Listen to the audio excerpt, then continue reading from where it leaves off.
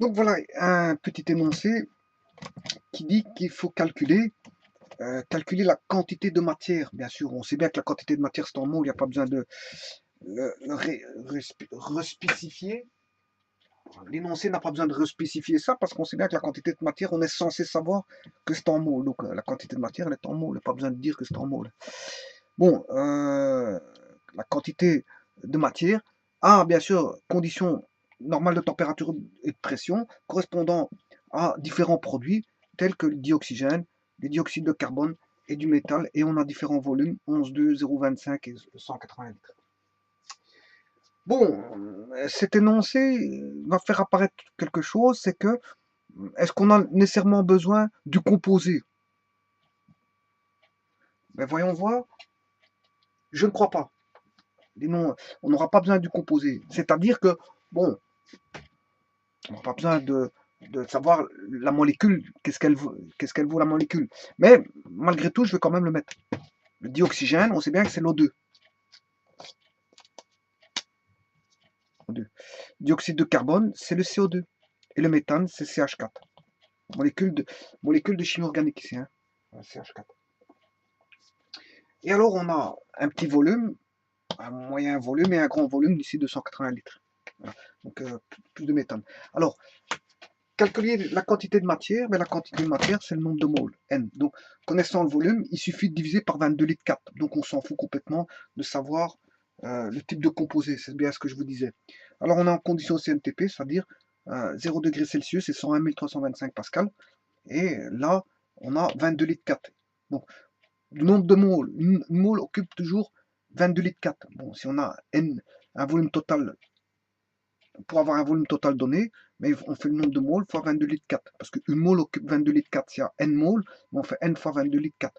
Maintenant, si je connais le volume total, ben, je divise par 22 litres 4. Or, ici, qu'est-ce qui se passe? Là, on connaît les volumes totaux.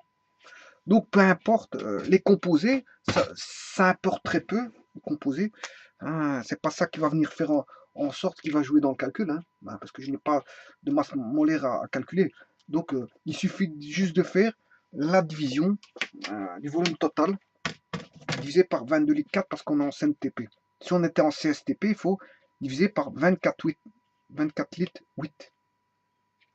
Voilà. Bon, donc on s'en fout du composé, donc, qui est un composé ou l'autre. Donc le calcul va se faire tout simplement en faisant 11,2 litres divisé par 22 litres 4.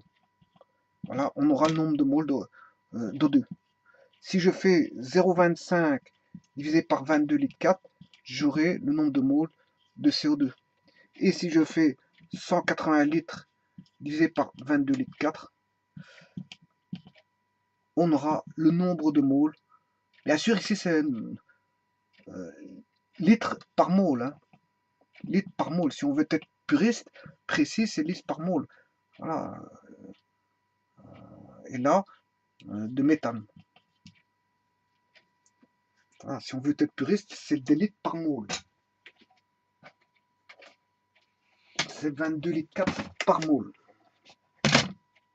22 litres 4 par mole, si vous voulez être puriste. Voilà. Donc, ici, on va voir le nombre de moles. Il suffit de faire juste une division, hein, une division écrite, enfin, par la machine. 11,22 divisé par 22,4, 0,5. Ah ouais, c'est la moitié. 11,2, c'est la moitié de 22 litres 4. Donc c'est une demi-mole. On a une demi-mole d'O2. Alors 0,25 divisé par 22,4, 0,116 moles. Ou 0 si vous voulez.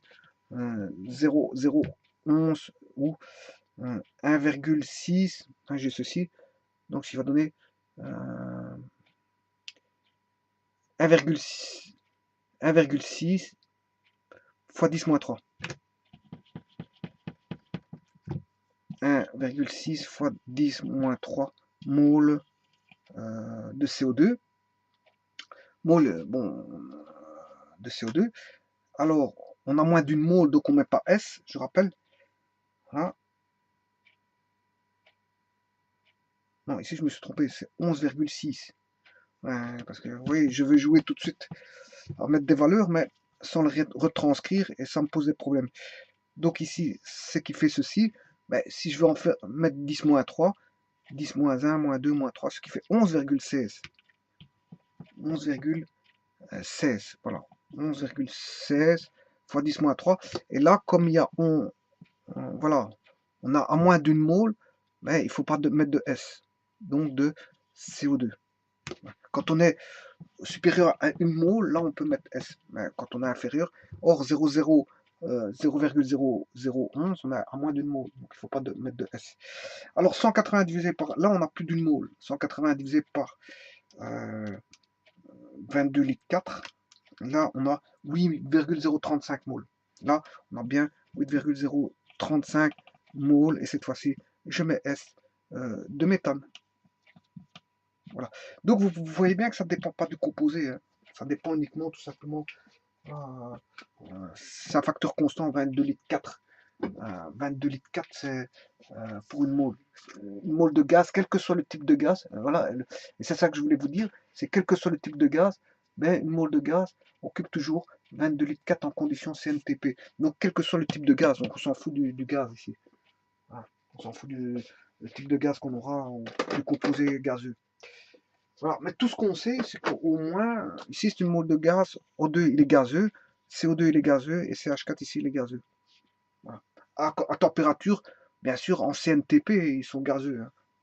C'est-à-dire, voilà, à 0 degré, l'O2 il est gazeux. À 0 degré, le CO2 il est gazeux. Et à 0 degré, CH4 est gazeux, bien sûr, à pression atmosphérique. Voilà. Je vous remercie.